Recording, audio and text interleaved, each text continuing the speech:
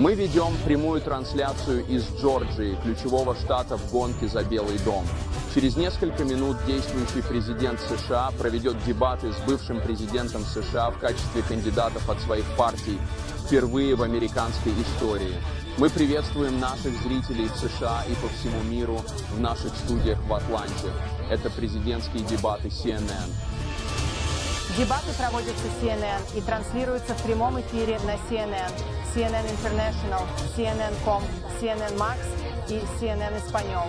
Это решающий момент между президентом Джо Байденом и бывшим президентом Дональдом Трампом в их реванше за высший пост в стране. До дня выборов осталось чуть больше 4 месяцев, и каждый из них будет отстаивать свою точку зрения перед американским народом. Добрый вечер, я Дана Баш, ведущая программы CNN «Внутренняя политика» и соведущая программы «Положение дел в стране». Я Дик Такер, ведущий программы CNN The Lead и соведущий программы State of the Union. Сегодня вечером мы с Даной будем самодераторами. Наша задача – организовать сегодняшние дебаты между двумя кандидатами. Прежде чем мы представим их, мы хотим поделиться правилами дебатов с домашней аудиторией. Бывший президент Трамп будет находиться в левой части экрана. Президент Байден будет выступать справа. Их позиции определило подбрасывание монеты. У каждого кандидата будет 2 минуты на ответ на вопрос и по 1 минуте на ответы и опровержения. Дополнительная минута для последующего уточнения или ответа предоставляется по усмотрению ведущего. Когда наступит время для выступления кандидата, его микрофон будет включен, а микрофон его оппонента выключен. Если кандидат будет перебивать, когда его микрофон выключен, зрителям дома будет трудно понять, о чем идет речь. В конце дебатов каждый кандидат получит по 2 минуты на заключительное слово. Студийной аудитории сегодня не будет. Во время дебатов не допускаются заранее написанные заметки, реквизит и контакты с сотрудниками избирательного штаба. Принимая наше приглашение на дебаты, оба кандидата и их компании согласились принять эти правила. Поприветствуйте 46-го президента Соединенных Штатов Джо Байдена. Друзья, как дела?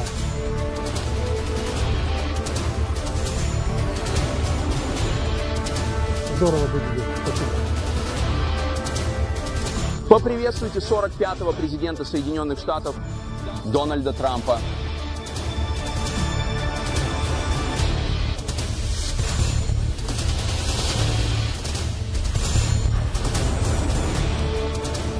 Джентльмены, большое спасибо, что вы здесь. Давайте начнем дебаты и начнем с вопроса, который, по словам избирателей, волнует их больше всего с экономики. Президент Байден, инфляция замедлилась, но цены остаются высокими. С тех пор, как вы вступили в должность, цены на предметы первой необходимости выросли. Например, корзина продуктов, которая тогда стоила $100, сейчас стоит более $120, а цены на обычные дома подскочили более чем на 30%. Что вы скажете избирателям, которые считают, что при вашем президентстве им стало хуже, чем при президенте Трампе?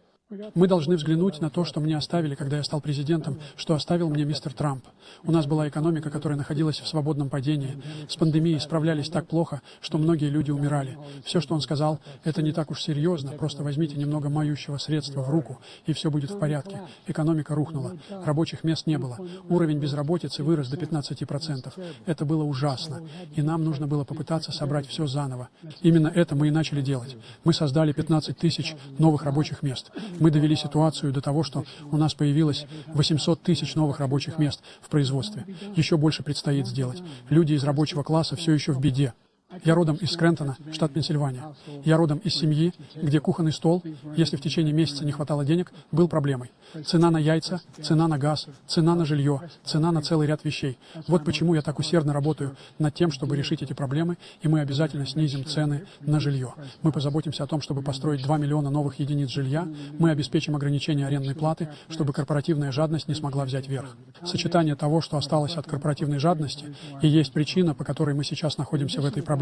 Кроме того, мы находимся в ситуации, когда, если бы вам пришлось взглянуть на все, что было сделано в его администрации, он сделал совсем немного. К тому времени, как он ушел, все было в хаосе, буквально в хаосе. И вот мы вернули все на круги своя.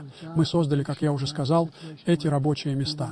Мы добились того, что цены на лекарства, отпускаемые по рецепту, что является серьезной проблемой для многих людей, снизились до $15 за укол инсулина, в отличие от 400. Ни один пенсионер не должен платить больше $200 $500 за любое лекарство, все лекарства, которые они могут включить, начиная со следующего года.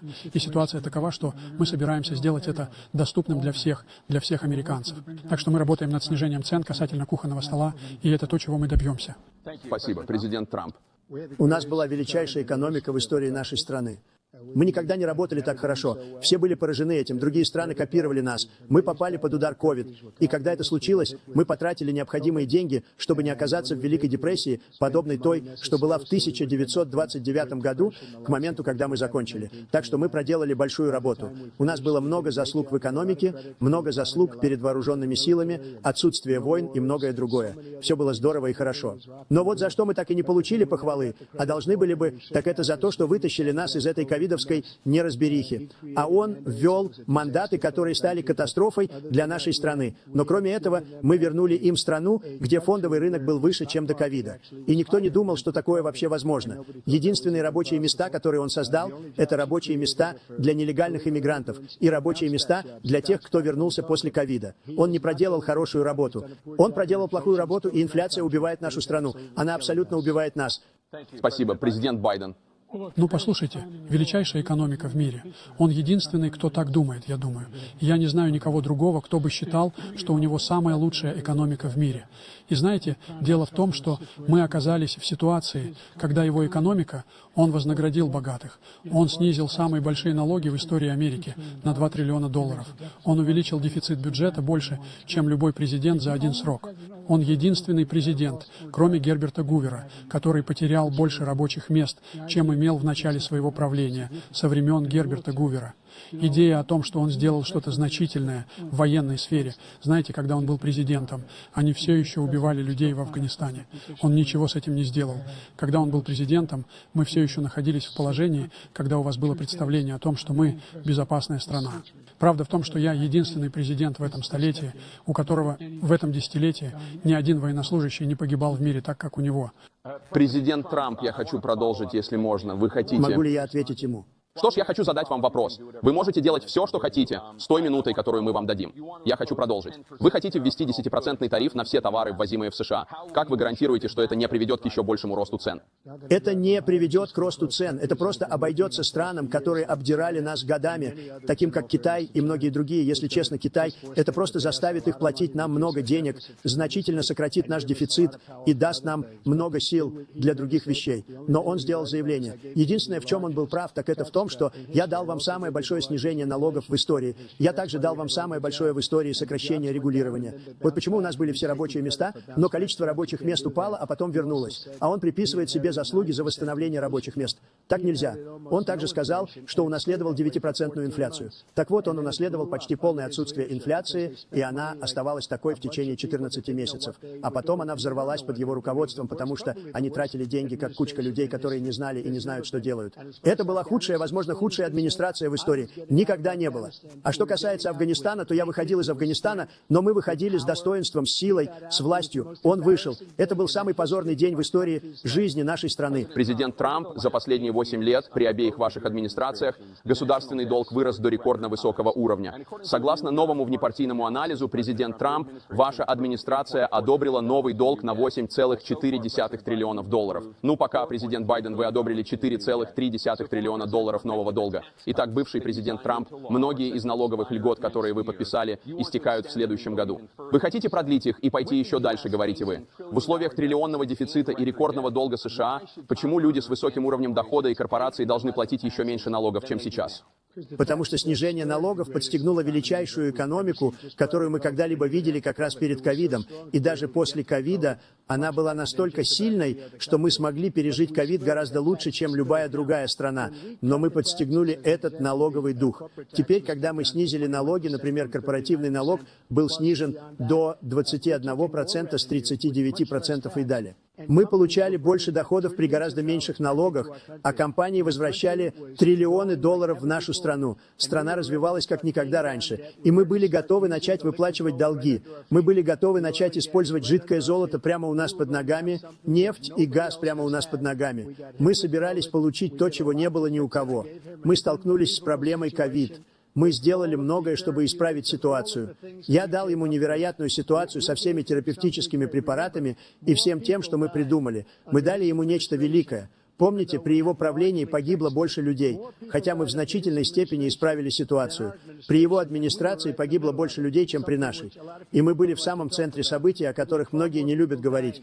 Но при его администрации погибло гораздо больше людей. Он ввел мандат, который стал катастрофой. Вакцина вышла из употребления. Он ввел мандат на вакцину, и это то, против чего люди больше всего возражали. И он проделал очень плохую работу, просто очень плохую работу. И я скажу вам, что не только там, но и во всем мире нас больше не уважают как страну. Они не уважают наше руководство. Они больше не уважают Соединенные Штаты. Мы как страна третьего мира. Он использовал свои выборы, пытаясь преследовать своего политического оппонента. Все, что он сделал, мы стали похожи на страну третьего мира. И очень жаль, что он нанес ущерб нашей стране. И я бы с удовольствием спросил его, почему он позволил миллионам людей приехать сюда из тюрем, колоний и психиатрических клиник, приехать в нашу страну и разрушить ее. Президент Трамп, мы вернемся к иммиграции позже в этом блоке. Президент Байден, я хочу дать вам возможность ответить на вопрос о национальном долге. Во-первых, у него был самый большой государственный долг среди всех президентов за 4 года. Во-вторых, он снизил налоги на $2 триллиона, что пошло на пользу очень богатым людям. Что я собираюсь сделать, так это исправить налоговую систему. Например, у нас в Америке 1000 триллионеров, я имею в виду миллиардеров в Америке. И что происходит? Они находятся в ситуации, когда фактически платят 8,2% налогов. Если бы они платили 24%, 25%, любое из этих чисел, они бы собрали $500 миллионов, $1 миллиард, я бы сказал, в течение 10 лет. Мы смогли бы списать его долг. Мы смогли бы помочь убедиться, что все те вещи, которые нам нужно сделать, уход за детьми, уход за престарелыми, убедиться, что мы продолжаем укреплять нашу систему здравоохранения, убедиться, что мы в состоянии сделать каждого одинокого человека, имеющим право на то, что я смог сделать с ковидом, извините, со всем тем, с чем нам приходится иметь дело. Смотрите, если мы наконец-то победим Medicare. Спасибо, президент Байден. Президент Трамп. Он был прав. Он уничтожил Medicaid, уничтожил до смерти. И он уничтожает Medicare, потому что все эти люди прибывают. Они записывают их на Medicare. Они включают их в систему социального обеспечения. Они собираются уничтожить систему социального обеспечения. Этот человек собирается в одиночку уничтожить систему социального обеспечения. Эти миллионы и миллионы людей, которые приходят, они пытаются включить их в систему социального обеспечения. Он уничтожит социальное обеспечение. Он уничтожит Medicare. Так что он был прав в том, как закончил это предложение. И это позор. В то, что произошло с нашей страной за последние 4 года, невозможно поверить. Зарубежные страны. Я дружу со многими людьми. Они не могут поверить в то, что произошло с Соединенными Штатами Америки. Нас больше не уважают. Мы им не нравимся. Мы даем им все, что они хотят, а они считают нас глупыми. Они считают нас очень глупыми людьми. Мы делаем все для других стран, а они ничего не делают для нас. То, что сделал этот человек, абсолютно преступно. Спасибо, президент Трамп. Дана? Это первые президентские выборы с тех пор, как Верховный суд отменил закон Роу против Уэйда. Сегодня утром суд вынес решение по еще одному делу об абортах, временно разрешив продолжать экстренные аборты в Айдахо, несмотря на ограничительный запрет этого штата. Бывший президент Трамп, вы ставите себе в заслугу решение об отмене Роу против Уэйда, которое вернуло вопрос об абортах на рассмотрение штатов. Верно. Однако, федеральное правительство по-прежнему играет роль в том, есть ли у женщин доступ к абортивным таблеткам. Они используются примерно в 2/3 всех абортов. Став президентом, вы бы заблокировали прием абортивных препаратов. Во-первых, Верховный суд только что одобрил абортивные таблетки, и я согласен с их решением, и я не буду препятствовать этому. И если вы посмотрите на весь этот вопрос, который вы задаете, сложный, но не совсем сложный. 51 год назад было принято решение Роу против Уэйда, и все хотели вернуть его в Штаты. Все без исключения, демократы, республиканцы, либералы, консерваторы, все хотели его вернуть, религиозные лидеры. И я сделал то, что сделал, поставил в суд 3 замечательных судей Верховного суда, и так получилось, что они проголосовали за отмену Роу против Уэйда и за возвращение права голоса в Штаты. Этого хотели все. Теперь, 10 лет назад или около того, они начали говорить о том, сколько недель и сколько из этого будет входить в другие вещи. Но все самые уважаемые ученые-юристы мира хотели вернуть его штатам. Я так и сделал. Теперь сами штаты работают над этим. Если вы посмотрите на Огайо, то это было решение, которое в итоге оказалось немного более либеральным, либеральным, чем вы могли бы предположить. Канзас, я бы сказал, то же самое. В Техасе все по-другому, Флорида тоже. Но все они сейчас принимают свои собственные решения. И сейчас Штаты контролируют это. Это голос народа. Как и Рональд Рейган, я верю в исключение. Я человек, который верит. И, честно говоря, я считаю, что важно верить в исключение. Некоторые люди должны следовать за своим сердцем. Некоторые люди не верят в это. Но я верю в исключение для изнасилования, инцеста и жизни матери. Я считаю, что это очень важно. Некоторые люди не верят. Следуйте своему сердцу, но вы также должны быть избраны. И поскольку это связано с другими вещами, вам придется избираться. Их проблема в том, что они радикальны, потому что будут лишать жизни ребенка на 8-м месяце, на 9-м месяце и даже после рождения. После рождения. Если вы посмотрите на бывшего губернатора Вирджинии, он был готов пойти на это. Он сказал: мы отложим ребенка в сторону и сами решим, что с ним делать. То есть мы убьем ребенка. В результате мы передали этот вопрос обратно штатам, и теперь страна объединяется в этом вопросе. Это было замечательно. Спасибо, президент Байден. Это было ужасно, то, что вы сделали.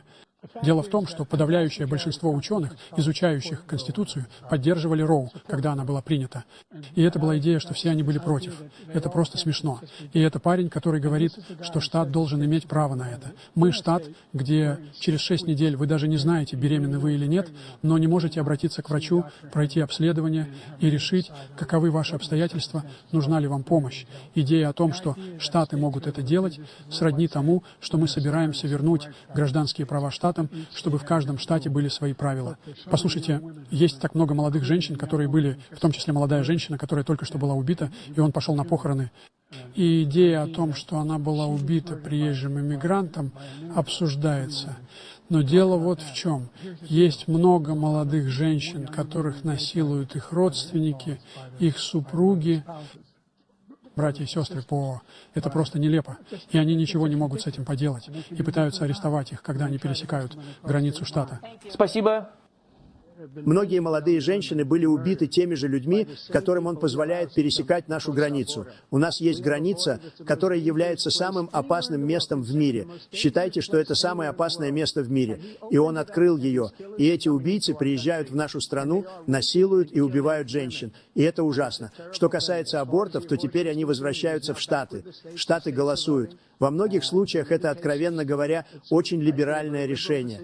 Во многих случаях наоборот, но они голосуют, и это возвращает вопрос на голосование народа, чего хотели все, включая основателей, если бы они знали об этом вопросе, чего, честно говоря, они не знали, но они все хотели бы, чтобы его вернули. Рональд Рейган хотел вернуть его, он не смог этого добиться. Все хотели его вернуть, и многие президенты пытались вернуть его. Я был единственным, кто сделал это. И опять же, это дает право использовать голос народа, и именно этого они хотели. Все ученые-юристы хотели этого. Оставаясь на теме абортов, президент Байден, 7 штатов. Я позволю вам это сделать. Это та же самая тема. В 7 штатах нет законодательных ограничений на то, на каком сроке беременности женщина может сделать аборт. Поддерживаете ли вы какие-либо законодательные ограничения на то, на каком сроке беременности женщина может прервать беременность? Я поддерживаю закон Роу против Уэйда, в котором было 3 триместра. Первый – между женщиной и врачом. Второй – между врачом и экстремальной ситуацией. Третий – между врачом, то есть между женщиной и государством. Идея о том, что политики, что основатели хотят, чтобы политики принимали решения о здоровье женщин, просто смешна. Это последнее дело. Ни один политик не должен принимать такие решения. Такие решения должен принимать врач. Именно так все и должно быть. Это то, что вы собираетесь делать. И если меня изберут, я собираюсь восстановить закон Роу против Уэйда. Это значит, что он может лишить жизни ребенка на 9-м месяце и даже после рождения, потому что в некоторых штатах, где правят демократы, это происходит после рождения. Опять же, губернатор, бывший губернатор Вирджинии. Положите ребенка, а потом мы решим, что с ним делать. Так что он готов, как мы говорим, вырвать ребенка из утробы на 9-м месяце и убить его. Никто не хочет, чтобы это произошло. Демократ или республиканец. Никто не хочет, чтобы это произошло. Это просто неправда.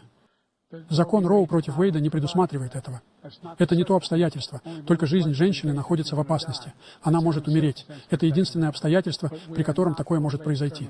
Но мы не сторонники абортов на поздних сроках. Точка. Согласно закону Роу против Уэйда, у вас есть аборт на поздних сроках. Вы можете делать все, что хотите. В зависимости от штата, вы можете делать все, что хотите. Мы не думаем, что это хорошо. Мы считаем, что это радикальная вещь. Мы считаем, что радикалами являются демократы, а не республиканцы. 51 год таков был закон. 51 год. Конституционная наука говорила, что это правильный путь. 51 год. И его отменили, потому что этот парень поставил в Верховный суд очень консервативных членов. Он ставит это себе в заслугу. Что он собирается делать? Что он собирается делать? На самом деле, если республиканцы МАГА, он будет избран, и республиканцы МАГА будут контролировать Конгресс. Они примут всеобщий запрет на аборты. И точка. Повсеместно в 6 недель, или 7, или 8, или 10 недель. Что-то очень-очень консервативное. Он подпишет этот законопроект. Я наложу на него вето, а он подпишет его. Спасибо. Давайте перейдем к вопросу об иммиграции и безопасности границ. Президент Байден, при вас рекордное количество мигрантов нелегально пересекло южную границу. Они переполняют приграничные штаты и перегружают такие города, как Нью-Йорк и Чикаго, а в некоторых случаях вызывают реальные проблемы с безопасностью. Учитывая это, почему избиратели должны доверять вам решение этого кризиса? Потому что мы очень старались добиться двухпартийного соглашения, которое не только изменило все это, но и обеспечило ситуацию, при которой у вас не будет обстоятельств, при которых они могли бы пересечь границу. При том количестве пограничной полиции, которая есть сейчас, мы значительно увеличили число сотрудников, предоставляющих убежище. Кстати, пограничный патруль поддержал меня, поддержал мою позицию. Кроме того, мы оказались в ситуации, когда, будучи президентом, он отлучал младенцев от их матерей, помещал их в клетки, следил за тем, чтобы семьи были разделены. Это неправильный путь. То, что я сделал, изменив закон, что произошло, я изменил его таким образом, что теперь вы находитесь в ситуации, когда на 40% меньше людей пересекают границу нелегально. Это лучше, чем когда он покидал свой пост. И я собираюсь продолжать двигаться до тех пор, пока мы не добьемся полного запрета на общую инициативу относительно того, что мы можем сделать, увеличив численность пограничного патруля и офицеров по предоставлению убежища. Президент Трамп? Я действительно не знаю, что он сказал в конце этого предложения. Думаю, он тоже не знает, что сказал. Смотрите, у нас была самая безопасная граница в истории нашей страны. Все, что ему нужно было сделать, это оставить ее. Все, что ему нужно было сделать, это оставить ее. Он решил открыть наши границы, открыть нашу страну для людей, которые из тюрем, людей из психиатрических клиник, психушек, террористов. Сейчас в нашу страну прибывает самое большое количество террористов. Все террористы по всему миру, не только в Южной Америке, по всему миру. Они приезжают с Ближнего Востока, отовсюду, со всего мира. Они проникают в страну. А этот парень просто оставил все открытым. И ему не нужен был закон, потому что у меня не было закона. Я сказал, закройте границу. У нас была самая безопасная граница в истории. В последние пару месяцев моего президентства у нас была самая безопасная граница в истории, если верить пограничникам, которые, кстати, поддерживали меня на выборах президента. Но я не буду этого говорить, но они поддержали меня в качестве президента. Брэндон, просто поговорите с ним. Но послушайте, у нас была самая безопасная граница в истории. Теперь у нас худшая граница в истории. Никогда не было ничего подобного. И люди умирают повсюду, в том числе и те, кто идет сюда Спасибо, караванами. президент Трамп. Президент Байден? Единственный террорист, который что-то сделал через границу, это тот, кто пришел и убил 3 в его администрации, убил человек Аль-Каиды пришел и при его администрации убил 3 американских солдат. Убил 3 американских солдат. Это единственный террорист, который там есть. Я не утверждаю, что ни один террорист не пробрался в страну с идеей, что они опустошают свои тюрьмы. Мы принимаем этих людей. Это просто неправда. Нет никаких данных, подтверждающих его слова. И снова он преувеличивает, он лжет. Президент Трамп, продолжая тему иммиграции, вы заявили, что собираетесь провести, цитата, крупнейшую в истории Америки операцию по депортации внутри страны. Конец цитаты. Означает ли это, что вы депортируете всех нелегальных иммигрантов в Америке, включая тех, у кого есть работа, включая тех, чьи супруги являются гражданами, и включая тех, кто живет здесь десятилетиями? И если да, то как вы это сделаете? Секундочку. Он сказал, что мы убили 3 человек. Люди, которых мы убили, это Аль-Багдади и Соломани, 2 величайших террористов, крупнейших террористов в мире. И это оказало огромное влияние на все, не только на границу, на все. Именно он убил людей плохой водой, в том числе Сотни тысяч людей умирают, а также убивают наших граждан, когда они приезжают в страну. Сейчас мы живем в крысином гнезде. Они убивают наших людей в Нью-Йорке, в Калифорнии, в каждом штате Союза, потому что у нас больше нет границ. Теперь каждый штат — это граница.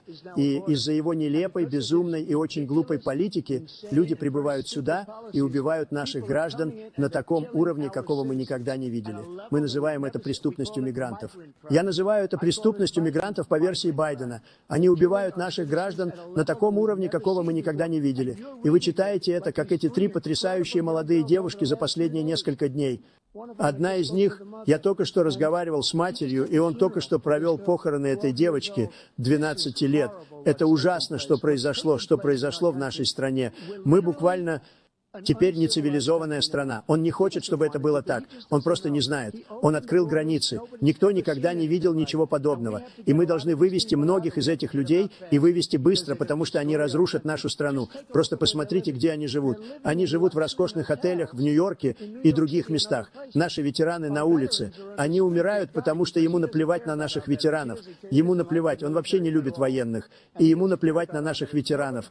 Никто не был хуже. У меня был самый высокий рейтинг одобрения ветеранов, заботился о делах ветеранов. У него худший. Он избавился от всего, что я одобрил, что выбрал, что провел через Конгресс, от всего, что я одобрил. От них отказались. У нас были самые высокие показатели, а теперь они упали меньше, чем наполовину, потому что он сделал все эти замечательные вещи, которые сделали мы. И я думаю, что он сделал это только потому, что я это одобрил, что безумно. Но он убил так много людей на нашей границе, позволив всем этим людям приехать. И это очень печальный день. Президент Байден, микрофон вам. Все, что он сказал, ложь. Все до единого, например, ветераны стали жить намного лучше после того, как я принял закон ПАКТ. У миллиона из них теперь есть страховка, и она есть у их семей. У их семей есть страховка, потому что все, что произошло, будь то агент Оранж или ямы сожжения, теперь покрывается. А он выступал против этого. Мы также находимся в ситуации, когда с большим уважением относимся к ветеранам. Мой сын провел год в Ираке, жил рядом с одной из таких ям, вернулся, у него глиобластома 4-й стадии. Недавно я был во Франции на дне Д и рассказывал о тех героях, которые погибли. Я побывал на кладбище Второй мировой войны, на кладбище Первой мировой войны, куда он отказался идти. Он стоял со своим 4-звездным генералом и сказал мне: «Я не хочу туда идти, потому что они кучка неудачников и лохов. Мой сын не был неудачником, не был лохом. Это ты лох. Это ты неудачник». Президент Трамп. Во-первых, это была выдуманная цитата «Лохи и неудачники». Они ее выдумали. Это было в 3-сортном журнале, который провалился, как и многие из таких журналов. Это он придумал. Он разместил ее в рекламе. Мы уведомили его. 19 человек сказали, что я этого не говорил. Подумайте только, кто скажет, что я на кладбище или говорю о наших ветеранах, потому что никто не заботится о них лучше. Я так рад, что это всплыло, и он поднял эту тему. Никто не заботился о наших солдатах лучше, чем я. Подумать только, что я в присутствии генералов и других людей скажу, что они лохи и неудачники. У нас есть 19 человек, которые сказали, что я этого не говорил. Это было придумано им. Точно так же, как была выдумана Россия, Россия, Россия. Так же, как 51 агент разведки был выдуман. Точно так же, как новая история с 16 экономистами. Это одно и то же. 51 агент разведки сказал, что ноутбук — это дезинформация России. Это не так. Это было от его сына Хантера. Это была не российская дезинформация. Он придумал лохов и неудачников. Он должен извиниться передо мной прямо сейчас. 4-звездный генерал, стоящий рядом с тобой, был в твоем штабе и сказал, что ты это сказал, и точка. Это номер 1. И номер 2. Идея, что я должен извиняться перед тобой за что бы то ни было. Мы сделали для ветеранов больше, чем любой президент за всю историю Америки. Историю Америки. И теперь они в своей семье. Единственная священная обязанность, которая лежит на нас, как на стране, это заботиться о наших ветеранах, когда они возвращаются домой, об их семьях и оснащать их, когда они отправляются на войну. Именно этим мы и занимаемся. Именно этим сейчас занимается Министерство по делам ветеранов. Они делают для ветеранов больше, чем когда-либо в нашей истории. Хорошо, спасибо вам большое. Давайте перейдем к теме внешней политики. Я хочу начать с войны России против Украины, которая длится уже 3-й год. Бывший президент Трамп, президент России Владимир Путин, говорит, что прекратит эту войну только в том случае, если Россия сохранит за собой украинские территории, на которые она уже претендует, а Украина откажется от стремления вступить в НАТО. Приемлемы ли для вас условия Путина? Прежде всего, наши ветераны и солдаты не выносят этого парня. Они его терпеть не могут. Они считают его худшим главнокомандующим, если его можно так назвать, который когда-либо был у нас. Они его терпеть не могут. Так что давайте разберемся. И я им нравлюсь больше, чем любой из них. И это основано на каждой крупице информации. Что касается России и Украины, если бы у нас был настоящий президент, который знал бы, что Путин его уважает, он бы никогда не вторгся в Украину. Сейчас погибло много людей, гораздо больше, чем люди думают. Знаете, они говорят о цифрах. Вы можете удвоить эти цифры, а можете и утроить. Он ничего не сделал, чтобы остановить это. Более того, я думаю, что он поощрял Россию к вступлению. Я скажу вам, что произошло. Он так плохо вел себя в Афганистане. Это был такой ужасный позор, самый позорный момент в истории нашей страны, что когда Путин смотрел на это и видел некомпетентность, он должен был уволить этих генералов, как я уволил того, которого вы упомянули. Так что у него нет никаких любовных потерь. Но он должен был уволить этих генералов. Ни один генерал не был уволен за самый позорный момент в истории нашей страны, Афганистан, где мы оставили оборудование на миллиарды долларов. Мы потеряли 13 прекрасных солдат, и 38 солдат были уничтожены. И, кстати, мы оставили позади и людей. Мы оставили американских граждан. Когда Путин увидел это, он сказал: знаете что, я думаю, мы войдем и, может быть, заберем мою... Это была его мечта. Я говорил с ним об этом, о его мечте. Разница в том, что он никогда бы не вторгся на Украину. Никогда. Точно так же, как Израиль ни за что на свете не подвергся бы вторжению Хамас. Знаете почему? Потому что Иран при мне был без гроша. Я не позволял никому вести с ними дела. У них закончились деньги. Они были опустошены. У них не было денег на Хамас. У них не было денег ни на что, ни на террор. Вот почему во время моего правления у вас не было никакого террора. Это место. Весь мир взрывается под его руководством. Президент Байден. Никогда в жизни не слышал столько брехни. Послушайте, дело в том, что мы находимся в ситуации, когда давайте сначала разберемся с последним пунктом. Иран напал на американские войска, убил или повредил мозг нескольким из них. И он ничего не сделал с этим, когда был президентом. А тут они напали.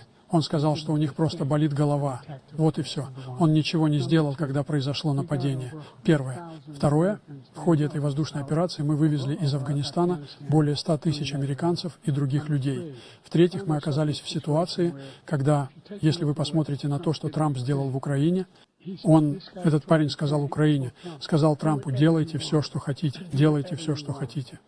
И это именно то, что Трамп сделал с Путиным, поощрял его: делай, что хочешь. И он вошел. Послушайте, что он сказал, когда вошел. Он собирался взять Киев за 5 дней, помните, потому что это часть старого Советского Союза. Вот что он хотел восстановить. Киев. А на самом деле ему это совсем не удалось. Не получилось. Не смог этого сделать. И они потеряли больше. Они потеряли тысячи и тысячи солдат. 500 тысяч солдат. Президент Трамп, Я никогда могу этого я не вернуться говорил. к вам на 1 минуту? Я просто хочу вернуться к своему первоначальному вопросу. Устраивают ли вас условия Путина? Сохранение территории Нет, в они Украине? неприемлемы. Нет, они неприемлемы. Но послушайте, это война, которая никогда не должна была начаться. Если бы у нас был лидер в этой войне, он бы вел всех за собой. Сейчас он выделил 200 миллиардов долларов или даже больше Украине. Он дал 200 миллиардов долларов. Это огромные деньги. Я не думаю, что когда-либо было что-то подобное. Каждый раз, когда Зеленский приезжает в эту страну, он уходит с 60 миллиардами долларов. Он величайший продавец на свете. И я его не осуждаю. Я ничего не осуждаю. Я просто говорю, что деньги, которые мы тратим на эту войну, мы не должны тратить. Ее не должно было быть. Я улажу эту войну между Путиным и Зеленским как избранный президент до того, как вступлю в должность 20 января. Я улажу эту войну. Людей убивают так не нужно, так глупо. И я улажу ее быстро до того, как вступлю в должность. Президент Вы Байден, у вас знаете, есть минутка? Факт в том, что Путин военный преступник. Он убил тысячи и тысячи людей. И он ясно дал понять одну вещь. Он хочет восстановить то, что было частью Советской империи. И не только частью. Ему нужна вся Украина. Вот чего он хочет. И вы думаете, что он остановится на этом? Вы думаете, он остановится, если он возьмет Украину? Что, по-вашему, произойдет с Польшей? Что, по-вашему, с Белоруссией? Что, по-вашему, произойдет с этими странами НАТО?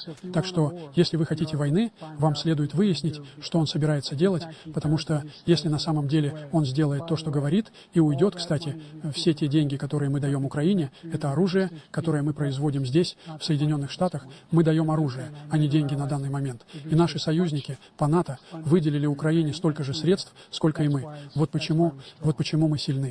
Спасибо. Переходим к Ближнему Востоку. В октябре Хамас атаковал Израиль, убив более 1000 человек и захватив сотни заложников. Среди тех, кто был захвачен и, как считается, еще жив, 5 американцев. В результате ответных действий Израиля погибли тысячи палестинцев, а в Газе разразился гуманитарный кризис. Президент Байден, вы выдвинули предложение по урегулированию этого конфликта. Но до сих пор Хамас не освободил оставшихся заложников, а Израиль продолжает военное наступление в Газе. Какие дополнительные рычаги вы будете использовать, чтобы заставить Хамас и Израиль прекратить войну? У вас есть 2 минуты. Номер один. Все, начиная с Совета Безопасности ООН, Совет Безопасности вплоть до Большой Семерки, израильтяне и сам Нетаньяху одобрили предложенный мной план, который состоит из 3 этапов. Первый этап – обмен заложников на прекращение огня. Второй этап – прекращение огня с дополнительными условиями. Третий этап – нет, конец войны. Единственный, кто хочет продолжения войны, это Хамас. Первое. Они единственные, кто стоит в стороне. Мы продолжаем упорно добиваться от их согласия. А что произошло за это время? В Израиле мы находим место. Единственное, в чем я отказал Израилю, это в 2000-фунтовых бомбах. Они не очень хорошо работают в населенных пунктах. Они убивают много невинных людей. Мы предоставляем Израилю все необходимое оружие, и тогда, когда оно ему нужно. И, кстати, я тот, кто организовал мир против Ирана, когда они совершили полномасштабную своего рода атаку баллистическими ракетами на Израиль. Никто не пострадал. Ни один израильтянин не был случайно убит. И все прекратилось. Мы спасли Израиль. Мы оказываем Израилю самую большую поддержку из всех стран мира. Так что это 2 разные вещи. Нельзя допустить, чтобы Хамас продолжал существовать. Мы продолжаем посылать наших экспертов и наших разведчиков. Так они могут получить Хамас, как мы получили Бен Ладена. Вы не обязаны этого делать. И, кстати, они сильно ослабили Хамас. Сильно ослабили. И они должны быть ослаблены. Их нужно уничтожить. Но вы должны быть осторожны с использованием определенного оружия в населенных пунктах. На секунду вернемся к Украине. Нас разделяет океан. Европейские страны вместе потратили 100 миллиардов, а может и больше этого, меньше, чем мы. Почему бы ему не позвонить им? Значит, вы должны внести свои деньги, как я сделал с НАТО. Я заставил их выделить сотни миллиардов долларов. Генеральный секретарь НАТО сказал, что Трамп проделал самую невероятную работу, которую я когда-либо видел. Вы бы не смогли. У них ничего бы не было. Они выходили из бизнеса. Мы тратили почти 100% денег, их платили мы. Он этого не сделал. Он получает все. Вы должны попросить этих людей выделить деньги.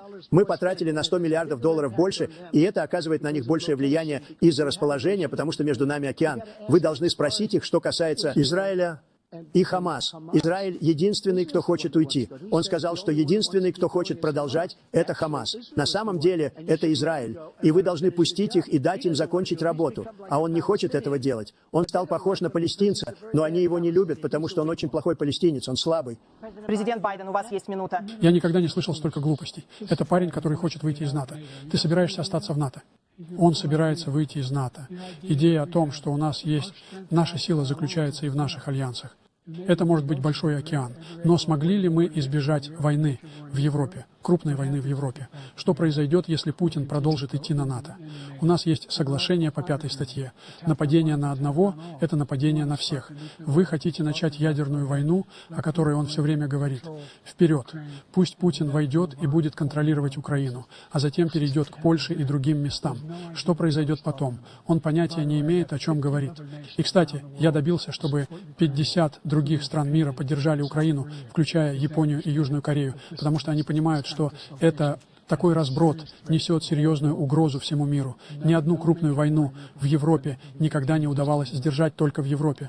Президент Трамп, в продолжение темы. Вы бы поддержали создание независимого палестинского государства для достижения мира в регионе? Я бы посмотрел. Но прежде чем мы это сделаем, наша проблема в том, что мы тратим все деньги, и они убивают нас в торговле. Я заключил отличные торговые сделки с европейскими странами, потому что если сложить их, то экономически они примерно одного размера.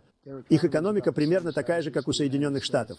И они были написаны не машин, они не хотят ничего из того, что есть у нас. А от нас хотят, чтобы мы брали их машины, их еду, все, что у них есть, их сельское хозяйство. Я изменил это. Но главное, что я изменил, они не хотят платить.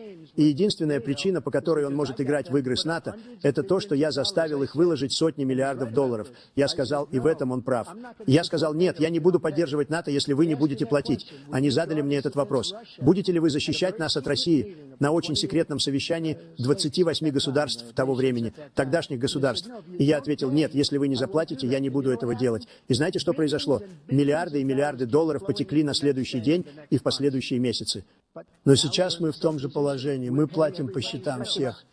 Давайте перейдем к вопросу о демократии. Бывший президент Трамп, я хочу спросить вас о 6 января 2021 года. После того, как вы собрали в тот день своих сторонников, некоторые из них ворвались в Капитолий, чтобы остановить предусмотренный Конституцией подсчет голосов выборщиков. Будучи президентом, вы дали клятву, цитирую, «сохранять, охранять и защищать», конец цитаты, Конституцию. Что вы скажете избирателям, которые считают, что вы нарушили эту клятву своими действиями и бездействием 6 января и опасаются, что вы сделаете это снова? Ну, я не думаю, что многие в это верят. И позвольте мне рассказать вам о 6 января. 6 января у нас была отличная граница. Никто не приходил, очень немногие.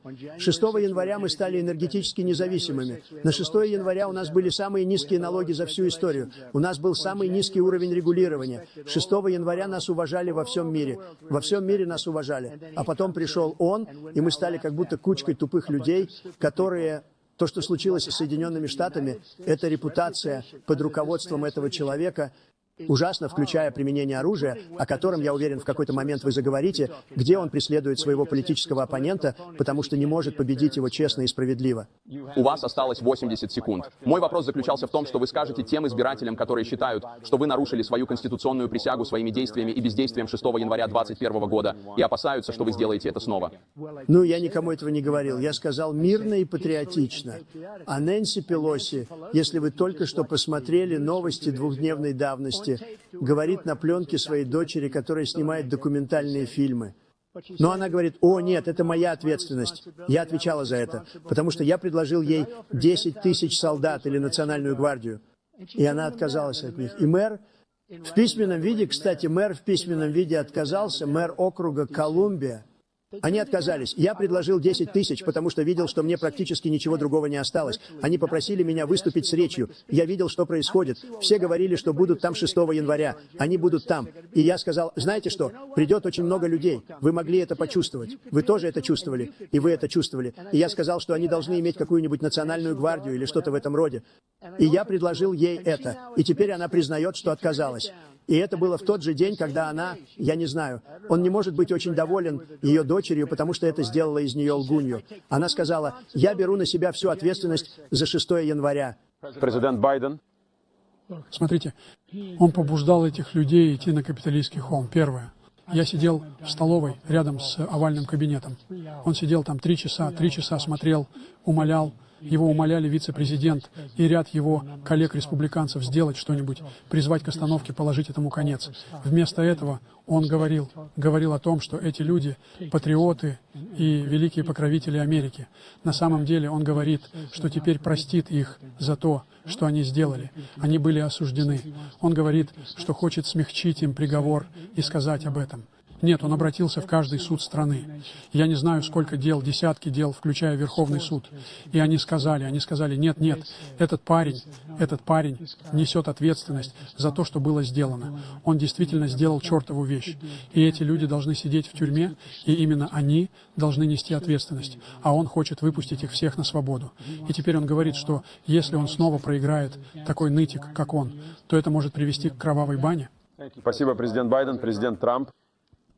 То, что они сделали с некоторыми людьми такими невинными, вам должно быть стыдно за себя. То, что вы сделали, то, как вы разрушили жизни стольких людей.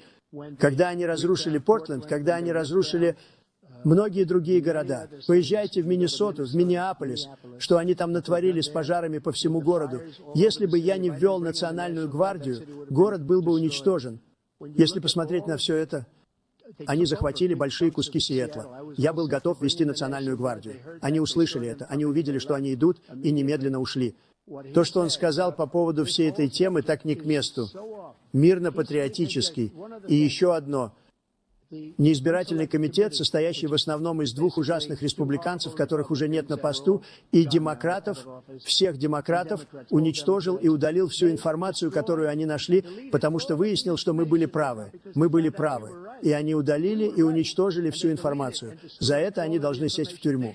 Если бы так поступил республиканец, его бы посадили. Спасибо, президент Трамп. Президент Байден, я хочу уделить вам минуту. Единственный человек на сцене, осужденный преступник, это тот, на кого я сейчас смотрю. И дело в том, что все, что он рассказывает, просто неправда. Дело в том, что с его стороны не было никаких усилий, чтобы остановить то, что происходило на Капитолийском холме. И все эти люди, каждый из тех, кто был осужден, просто перевернули стол, перевернули их уставы. Идея, что эти люди патриоты... Да ладно. Когда я спросил его на первом из двух дебатов, у нас были дебаты, которые мы проводили в первый раз. Я спросил: «Вы осудите гордого мальчика?» Он ответил: «Нет, я скажу, чтобы они стояли в стороне». Идея, от которой он отказывается. Осудишь ли ты этих людей? Осудим ли мы тех, о ком сейчас говорим? Осудим ли мы людей, которые напали на Капитолий? Что ты собираешься делать? Я дам вам минуту, президент Трамп, чтобы задать вопрос вдогонку. После того, как в прошлом месяце присяжные признали вас виновным в совершении 34 преступлений, вы заявили, что в случае переизбрания у вас, цитата, «будет полное право преследовать», конец цитаты, своих политических оппонентов. Вы только что говорили о том, что члены специального комитета по 6 января отправятся в тюрьму. Ваш главный политический оппонент стоит сегодня на сцене вместе с вами. Можете ли вы пояснить, что именно означает ваше мнение о том, что вы имеете полное право преследовать своих политических оппонентов? Ну, я сказал, что моим возмездием будет успех. Мы снова сделаем эту страну успешной, потому что сейчас это страна неудачников.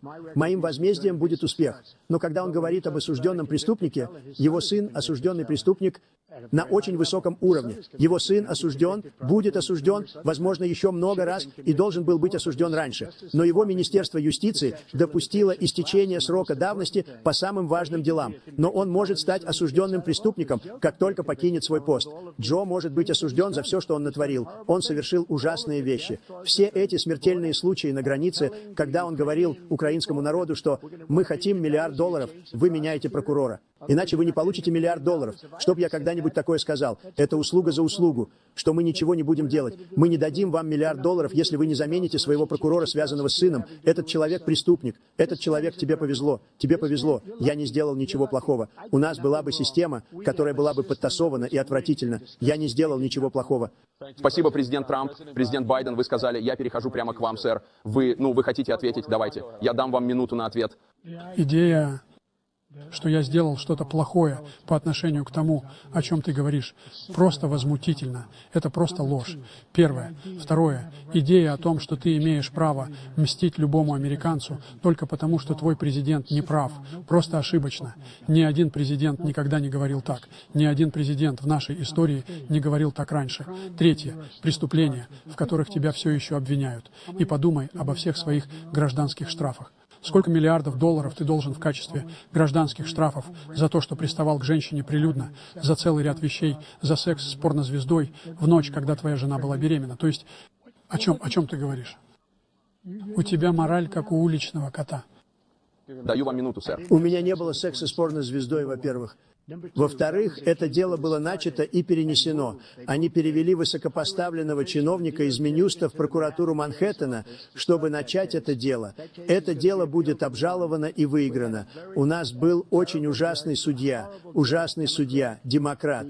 Все прокуроры были высокопоставленными демократами, назначенными, причем как по гражданским, так и по уголовным делам. В основном он преследовал своего политического оппонента, потому что думал, что это повредит мне. Но когда общественность узнала об этих делах, потому что они понимают это лучше, чем он понятия не имеет, что это за дела. Но когда они узнали об этих делах, знаете, что они сделали? Мои показатели в вопросах значительно выросли. Вы это знаете, потому что сообщаете об этом. И за последние 2 недели мы получили больше денег, чем за всю историю любой компании. Я не думаю, что какая-либо компания когда-либо получала сотни миллионов долларов, потому что общественность знает, что это мошенничество. И это парень, который преследует своего политического оппонента, потому что он не может победить честно и справедливо. Спасибо, президент Трамп. Президент Байден, вы сказали, цитирую, что Дональд Трамп и его республиканцы МАГА намерены уничтожить американскую демократию. Верите ли вы, что десятки миллионов американцев, которые, скорее всего, проголосуют за президента Трампа, будут голосовать против американской демократии? Чем больше они узнают о том, что он сделал, да? Чем больше они узнают о том, что он сделал. И еще много чего. У него впереди еще много дел, у него есть целый ряд проблем, с которыми ему придется столкнуться. Я не знаю, что сделают присяжные, но я знаю, что у него есть реальная проблема. И поэтому тот факт, что... Вы когда-нибудь слышали, чтобы какой-нибудь президент сказал, что я буду искать возмездие? Вы когда-нибудь слышали, чтобы кто-нибудь из президентов сказал, что я считаю, что у него есть хорошие идеи? В первую очередь я решил баллотироваться после смерти сына в Ираке. Из-за Ирака я сказал, что больше не буду баллотироваться, пока не увидел, что произошло в Шарлоттсвилле, штат Вирджиния. Люди выходили из леса со свастикой на факелах, с факелами, и пели ту же антисемитскую желчь, которую они пели в Германии. И что произошло? И молодая женщина была убита. Я разговаривал с матерью, и они спросили его, они сказали, что ты думаешь об этих людях, о тех, кого убили, о тех, кто пытался остановить это, и о тех, кого убили, он сказал, я думаю, что это прекрасные люди с обеих сторон. Какой американский президент когда-нибудь скажет, что нацисты, выходящие из полей, несущие факелы, поющие антисемитскую желчь, несущие свастики, это прекрасные люди? Это тот, кто говорит, что Гитлер делал хорошие вещи. Я хотел бы знать, что это за вещи. Хорошие вещи, которые сделал Гитлер. Вот что он сказал. У этого человека нет никакого представления об американской демократии. Президент Трамп. Джейк, вы оба знаете, что эта история была полностью стерта, потому что, когда вы видите приговор, там говорится... 100% оправдание. Так что он продолжает в том же духе. Он говорит, что баллотировался из-за Шарлоттсвилля. Он баллотировался не из-за Шарлоттсвилля. Он баллотировался, потому что это был его последний шанс. Он не приспособлен быть президентом. Вы это знаете. И я знаю, что это смешно. У нас дебаты. Мы пытаемся оправдать его президентство. Его президентство, без сомнения, худший президент, худшее президентство в истории нашей страны. Мы не должны вести дебаты об этом. Здесь нечего обсуждать. Он придумал историю с Шарлоттсвиллем. И вы увидите, что она повсюду развенчана. Каждый ведущий, каждый здравомыслящий актер развенчал ее. А буквально на днях вышла статья, где она была полностью развенчана. Это вздорная история. Он это знает. И он выдвинул свою кандидатуру не из-за Шарлоттсвилля. Он использовал это как предлог, чтобы баллотироваться. Президент Байден. И развенчать. Это случилось. Достаточно послушать, что было сказано в то время. И идею, что это единственная причина, по которой я баллотировался. Я баллотировался, потому что боялся, что такой парень, как этот, может быть избран. Если он думал, что это хорошие люди, выходящие из того леса, несущие эти дрова, несущие эти факелы, то он не заслуживает быть президентом. Он вообще не заслуживает быть президентом. И то, что он говорит о том, что все это сфабриковано, мы видели своими глазами. Мы видели, что произошло 6 января. Мы видели, как люди ломились в окна зданий. Мы видели людей, занимающих его собственного вице-президента. Послушайте, есть причина, по которой 40 из 44 членов его кабинета отказались поддержать его в этот раз. Его вице-президент не поддержал его в этот раз. Так почему? Почему? Они хорошо его знают. Они служат вместе с ним. Почему они не поддерживают его? Спасибо, президент Байден. Мы скоро вернемся с продолжением президентских дебатов на CNN.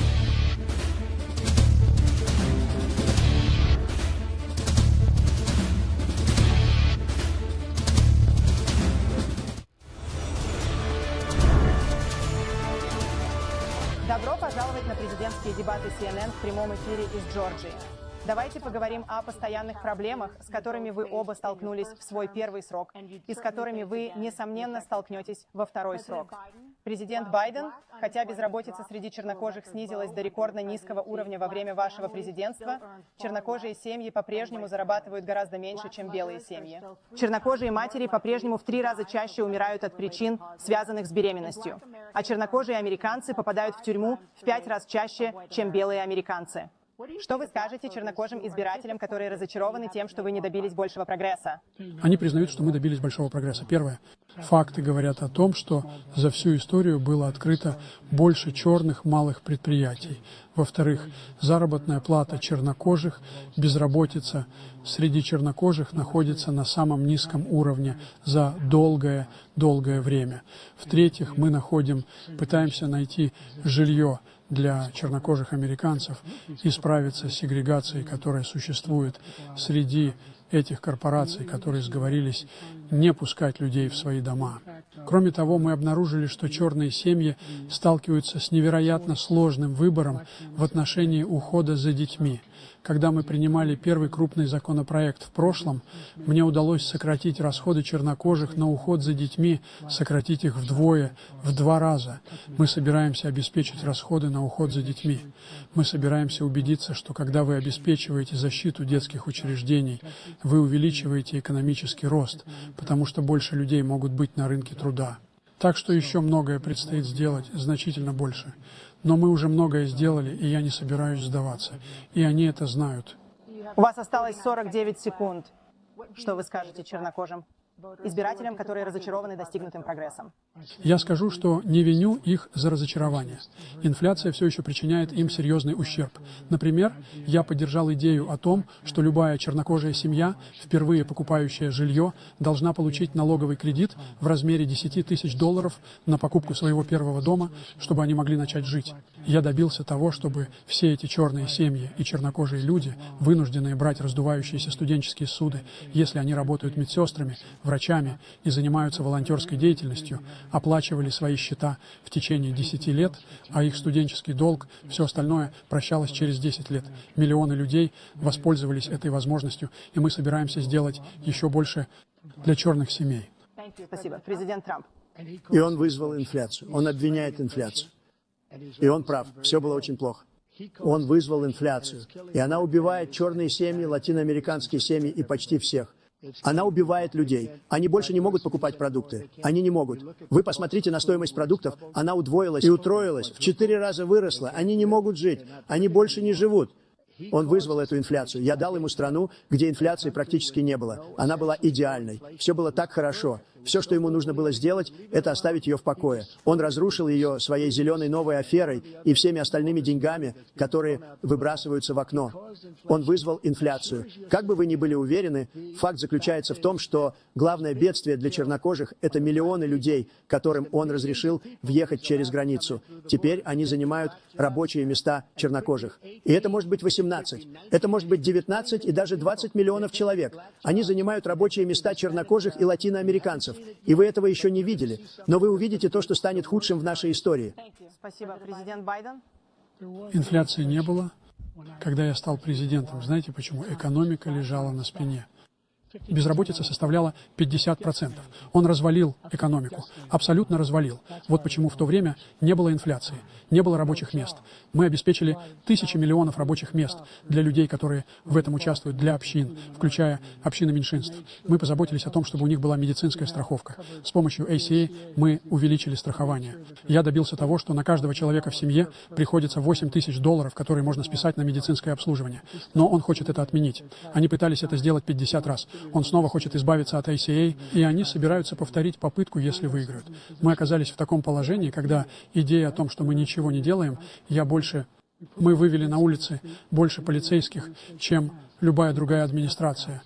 Он хочет сократить полицейских. Мы обеспечиваем равенство, справедливость и заботимся о том, чтобы у людей был шанс добиться успеха. Много чего происходит. Но инфляцию он вызвал своими огромными тратами на то, как он справился с пандемией. Спасибо. Еще один постоянный вызов – климатический кризис. 23-й год стал самым жарким за всю историю наблюдений, и жители по всей стране сталкиваются с разрушительными последствиями экстремальной жары, усиливающимися лесными пожарами, мощными ураганами и повышением уровня моря. Бывший президент Трамп, вы поклялись положить конец климатическим инициативам вашего оппонента. Но будете ли вы предпринимать действия в качестве президента, чтобы замедлить климатический кризис? Позвольте мне вернуться к тому, что он сказал о полиции, насколько близка к нему полиция. Почти каждая полицейская группа в стране из каждого штата поддерживает Дональда Джей Трампа. Почти все полицейские группы. И то, что он сделал с чернокожим населением, ужасно, включая тот факт, что в течение 10 лет он называл их суперхищниками. Мы не можем, в 90-х, мы не можем этого забыть. Суперхищники, вот как он их называл. И он называл их в течение 10, и они очень обиделись на это. А теперь они видят, как это происходит. Но когда они видят, что я сделал для реформы уголовного правосудия и для исторически черных колледжей и университетов, где я финансировал их, и добился, чтобы их всех финансировали, из зоны возможностей с Тимом, как вы знаете, Тим Скотт был невероятным. Он проделал огромную работу. Отличный сенатор от Южной Каролины. Он пришел ко мне с этой идеей, и это была отличная идея. Это один из самых успешных законов об экономическом развитии в стране. Зоны возможностей и самые большие бенефициары чернокожие. Вот почему у нас самые лучшие показатели по ним Может быть, когда-нибудь. Они говорят, что никогда. Я читал сегодня утром, что это были самые лучшие цифры. Он потерял большую часть чернокожего населения, потому что он проделал ужасную работу для чернокожих. Он также проделал ужасную работу для латиноамериканцев. Но когда вы видите, что в нашу страну хлынули миллионы людей, которые собираются занять рабочие места, и это уже началось, а вы еще ничего не видели, это катастрофа. У вас осталось 38 секунд. Президент Трамп, предпримете ли вы какие-либо действия в качестве президента, чтобы замедлить климатический кризис? Итак, я хочу абсолютно безупречную, чистую воду и абсолютно чистый воздух. И у нас это было. У нас была H2O.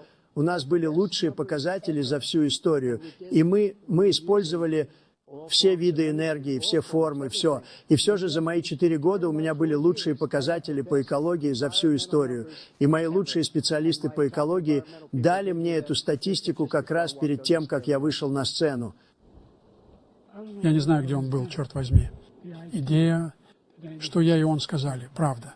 Я принял самый обширный, самый масштабный закон об изменении климата в истории. Кстати, мы оказались в черных колледжах. Я предложил $50 миллиардов для HBCU, исторических черных университетов и колледжей, потому что у них их нет. У них нет таких спонсоров, которые могли бы построить эти лаборатории и тому подобное. Любой чернокожий студент способен в колледже делать то же, что и любой белый студент. Просто у вас есть деньги. Но теперь они смогут получить рабочие места в сфере высоких технологий. Мы находимся в ситуации, когда идея, что он утверждает, что сделал что-то, что имеет чистейшую воду, он ни черта не сделал с окружающей средой. Он вышел из Парижского мирного соглашения. Климатическое соглашение, я немедленно присоединился к нему. Потому что если мы достигнем отметки в 1,5 градуса по Цельсию в любой момент, пути назад уже не будет. Единственная экзистенциальная угроза для человечества – это изменение климата. А он ни черта не сделал для этого. Он должен отменить все, что я сделал. Парижское соглашение должно было обойтись нам в $1 триллион, а Китаю ничего, России ничего, Индии ничего. Это был грабеж Соединенных Штатов. И я прекратил его, потому что не хотел тратить эти деньги впустую, потому что они ужасно с нами обращаются. Мы были единственными, кто стоил нам денег. Больше никто не платил. И это была катастрофа. Но все, что он сейчас сказал, я приведу вам в пример. Я слышал, как он говорил ранее инсулин. Это я добился того, чтобы пожилым людям выдавали инсулин. Я позаботился о пожилых людях. То, что он делает, это уничтожает все наши медицинские программы, потому что приезжают мигранты, им нужны все. И послушайте, у меня самое большое сердце на этой сцене. Я вам это гарантирую. И я хочу заботиться о людях. Но мы разрушаем нашу страну. Они захватывают наши школы, наши больницы, и они собираются захватить социальное обеспечение. Он уничтожает социальное обеспечение Medicare и Medicaid. Идея заключается в том, что мы, по сути, были единственными, кто не участвовал в Парижском соглашении. Как мы можем что-то сделать? Мы не в состоянии. Соединенные Штаты не могут взять это под контроль. Один из крупнейших загрязнителей окружающей среды в мире. Во-первых, мы добиваемся значительного прогресса. К 1935 году мы сократим загрязнение окружающей среды вдвое. Мы добились значительного прогресса и продолжаем добиваться его.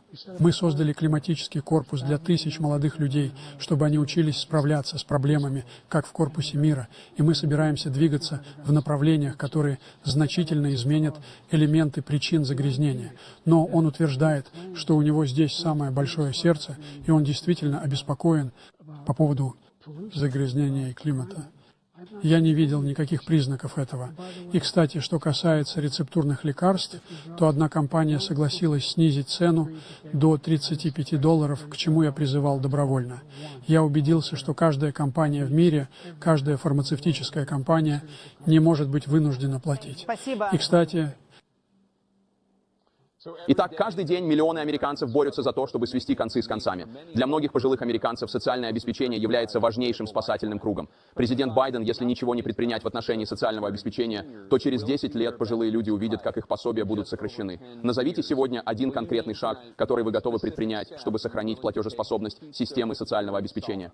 Способ, да, заставить очень богатых платить свою справедливую долю. Сейчас все, кто зарабатывает меньше $170 тысяч, платят 6% от своего дохода с зарплаты. Каждый раз, когда они получают зарплату, начиная с того момента, когда им впервые исполнилось 18 лет, идея о том, что они собираются, я не предлагаю, чтобы все платили. Миллионеры платят 1%. 1%. Так что никто после... Я бы не стал повышать стоимость социального обеспечения для тех, у кого меньше $400 тысяч. После этого я начал заставлять богатых платить свою справедливую долю, увеличив ее с 1%, чтобы иметь возможность гарантировать программу на всю жизнь. Итак, у вас осталось 72 секунды. Есть ли еще какие-нибудь меры, которые, по вашему мнению, могли бы помочь сохранить платежеспособность программы социального обеспечения? Или достаточно одной? Этого будет достаточно, чтобы сохранить его платежеспособность. Но самое главное, что я сделаю, если мы победим этого человека, потому что он хочет избавиться от социального обеспечения. Он считает, что в системе социального обеспечения есть что урезать. Он оба раза хотел сократить социальное обеспечение и Medicare. И вот что. И если вы посмотрите на программу, выдвинутую республиканской фракцией Палаты представителей, которую он поддерживает, то, по сути, он хочет сократить и ее. Идея о том, что нам не нужно защищать наших пожилых людей, просто смехотворна. Мы защищаем их, и, кстати, сегодня американская общественность имеет больший охват медицинским обслуживанием, чем когда-либо прежде. И по поводу ACA, как я уже сказал, вы оказались в ситуации, когда 400 тысяч человек, я имею в виду 40 миллионов человек, не будут иметь страховки, потому что у них есть существующее заболевание. Единственное, что позволяет им иметь такую страховку, это тот факт, что они, по сути, являются частью ACA. И, кстати, еще один момент. Мы находимся в ситуации, когда я говорю об образовании для черных общин. Я увеличил количество денег, выделяемых на Pell Grants, еще на $8 тысяч.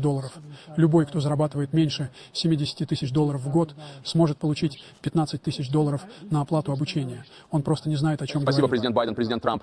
Я всю жизнь имею дело с политиками. Последние 8 лет я нахожусь по эту сторону уравнения. Я никогда не видел, чтобы кто-то врал так, как этот человек. Он лжет. Я никогда этого не видел. Он может смотреть вам в лицо. Так что у меня есть и много других вещей. И мы упомянули ноутбук. Мы упоминали Россию, Украину. Все, что он делает, ложь. Это ложная информация и дезинформация. История с неудачниками и лохами, которую он придумал, это полная ложь о военных. Это позор. Но социальное обеспечение... Он разрушает его, потому что миллионы людей вливаются в нашу страну, и они включают их в систему социального обеспечения. Они включают их в Medicare, Medicaid, они помещают их в наши больницы, они занимают там место наших граждан. То, что они делают с Министерством по делам ветеранов и нашими ветеранами, просто невероятно. Наши ветераны живут на улице, а эти люди в роскошных отелях. Он не понимает, что делает, и это действительно возвращается. Я никогда раньше не видел такого гнева в нашей стране. Президент Байден. Мысль о том, что о ветеранах не заботятся. Я уже говорил вам, кстати, что когда я сказал о лохах и неудачниках, он признал, что после этого уволил того генерала. Этого генерала уволили, потому что именно он признал, что он так и сказал. Он был тем, кто стоял с Трампом, когда он сказал это. Номер один. Второе.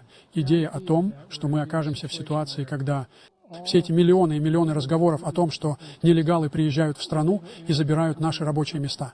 Есть причина, по которой у нас самая быстро растущая экономика в мире. Причина, по которой у нас самая успешная экономика в мире. У нас дела идут лучше, чем у любой другой страны в мире.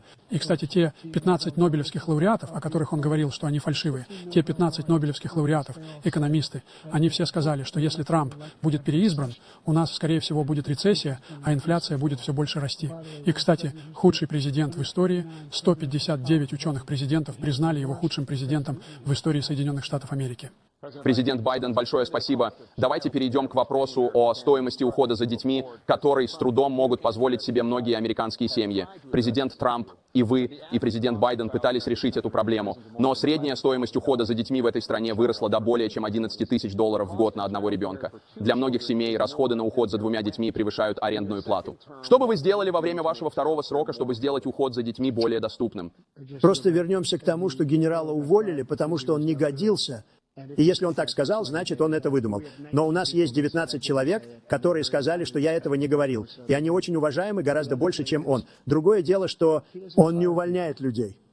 Он никогда не увольнял людей. Я никогда не видел, чтобы он кого-то увольнял. Я увольнял многих. Я уволил Коми, потому что от него не было никакого толку. Я уволил многих высокопоставленных людей в ФБР, осушил болото. Они не годились. Нелегко увольнять людей. За это приходится платить. Но они не годились. Эти люди достались мне в наследство. Я не ставил его. Я не ставил туда Коми. Он не годился. Я его уволил. Этот парень никого не уволил. Он никогда не увольняет. Он должен был уволить всех военных, которые были причастны к этому афганскому шоу ужасов, позорнейшему моменту в истории нашей страны. Он не уволил. А вы уволили кого-нибудь? Уволили ли вы кого-нибудь из тех, кто находится на границе, кто позволил нам иметь самую худшую границу в истории мира? Уволили ли кого-нибудь за то, что он позволил 18 миллионам человек, многим из тюрем, многим из психиатрических лечебниц? Уволили ли вы кого-нибудь, кто позволил разрушить нашу страну? Джо, наша страна разрушается, пока мы с тобой сидим здесь и тратим кучу времени на эти дебаты. Это не должно быть дебатами. Он худший президент. Он сказал обо мне только потому, что я это сказал. Но послушайте, он худший президент в истории нашей страны. Он разрушил нашу страну. А теперь вдруг он пытается проявить жесткость на границе. Вы выходите с пустой сделкой, и она немного уменьшила ее. Немного, вот настолько. Это ничтожно мало. Он хочет открытых границ. Он хочет, чтобы наша страна была либо разрушена, либо чтобы эти люди стали его избирателями. И я не думаю, что мы можем просто не позволить этому случиться. Если он победит на этих выборах, у нашей страны не будет ни единого шанса, даже шанса выбраться из этой колеи. Возможно, у нас больше не останется страны. Вот насколько все плохо. Он худший в истории. Спасибо, президент Трамп, президент Байден. Мы самая восхитительная страна в мире. Мы Соединенные Штаты Америки. Нет ничего сверх наших возможностей. У нас самые лучшие вооруженные силы в истории мира, самые лучшие в истории мира. Никто не считает нас слабыми, никто не хочет с нами шутить. Никто. Номер один. Второе. Идея, что мы говорим о худших президентах. Я не шучу. Посмотрите. Зайдите в интернет. 159 или 58. У меня нет точного числа. Президентские историки собрались и проголосовали, кто является худшим президентом в американской истории, от лучшего к худшему. Они сказали, что он был худшим за всю американскую историю. Это факт, это не домысел. Он может утверждать, что это не так, но они проголосовали именно так. Идея о том, что он знает, делает что-то для решения проблемы ухода за детьми. Он практически ничего не сделал для ухода за детьми. Мы должны значительно увеличить налоговые льготы по уходу за детьми. Мы должны значительно расширить возможности женщин и мужчин или одиноких родителей вернуться на работу. И мы должны поощрять предприятия, чтобы они имели учреждения по Спасибо, уходу президент за Байден. детьми. Президент Трамп. Вопрос был о том, что бы вы сделали, чтобы сделать уход за детьми более доступным, если вы хотите воспользоваться своей минутой. Просто вы понимаете, у нас есть опросы, у нас есть и другие вещи, в которых его оценивают как худшего, потому что то, что он сделал, настолько плохо. И они оценивают меня. Я покажу вам. Я вам покажу. И они оценивают меня как одного из лучших. Ясно? И если мне дадут еще 4 года, я стану лучшим. Я думаю, я стану лучшим. Никто никогда не создавал такую экономику, как мы. Никто не снижал налоги так, как мы. Он единственный, кого я знаю. Он хочет поднять ваши налоги в 4 раза. Он хочет поднять налоги для всех в 4 раза. Он хочет, чтобы налоговые льготы Трампа истекли. Так что все люди, включая вас двоих, будут платить в 4-5 раз больше. Никто никогда не слышал об этом раньше. Всю свою жизнь я рос и видел, как политики говорили о снижении налогов. Когда мы снижали налоги, как я уже сказал, мы вели больше бизнеса. Apple и все эти компании возвращали деньги в нашу страну. Худший президент в истории, безусловно, и все люди это знают. Президент Байден. Послушайте, дело в том, что он глубоко ошибается. Он повысил тарифы, он увеличит налоги на людей среднего класса. Я сказал, что никогда не буду повышать налоги на тех, кто зарабатывает меньше 40 тысяч долларов. Я и не повышал. Но этот тариф 10% на все, что ввозится в страну. Знаете, что говорят экономисты? Это обойдется среднему американцу на $2500 в год дороже, потому что им придется платить разницу в еде. И все, что важно. Во-вторых, он находится в ситуации, когда говорит о том, что он не вырос. Он как-то помог среднему классу. Средний класс был опустошен тобой. Теперь ты хочешь нового снижения налогов на 5 триллионов долларов в течение следующих 10 лет, что приведет к фундаментальному банкротству страны. У тебя самый большой дефицит среди всех президентов в американской истории. Номер 1. Второе. Ты фактически не установил никаких контактов, не добился никакого прогресса в отношениях с Китаем. У нас самый низкий торговый дефицит с Китаем с 2010 года. У тебя был самый Спасибо, высокий. президент Байден. Спасибо, президент Байден. Давайте обсудим эпидемию, затрагивающую миллионы американцев, которую вы оба сделали главным приоритетом в свой первый срок – опиоидный кризис. И вы оба отмечаете, что число смертей от передозировки в этой стране растет. Во время вашего срока оно выросло, при вас оно выросло. Бывший президент Трамп, несмотря на усилия, которые вы оба приложили, более 100 тысяч американцев ежегодно умирают от передозировки, в основном от фентанила и других опиоидов. Что вы сделаете, чтобы помочь американцам, которые сейчас находятся в муках зависимости и пытаются получить необходимое лечение? В заключение, у нас самый большой дефицит в истории нашей страны при нем.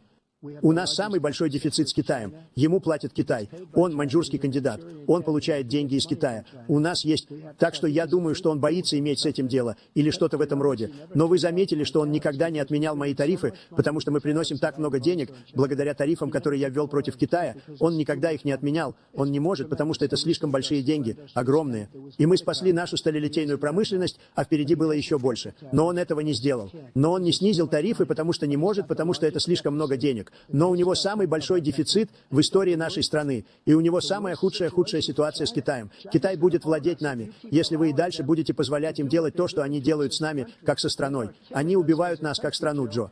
И ты не можешь этого допустить. Ты разрушаешь нашу страну. Итак, президент Трамп, у вас осталось 67 секунд. Вопрос заключался в том, что вы собираетесь сделать, чтобы помочь американцам, страдающим от наркотической зависимости, которые сейчас пытаются получить необходимое лечение. Джейк, мы очень хорошо справлялись с проблемой наркомании, пока не появился COVID. У нас было 2,5, почти 3 года такого состояния, какого еще не было ни в одной стране во всех отношениях.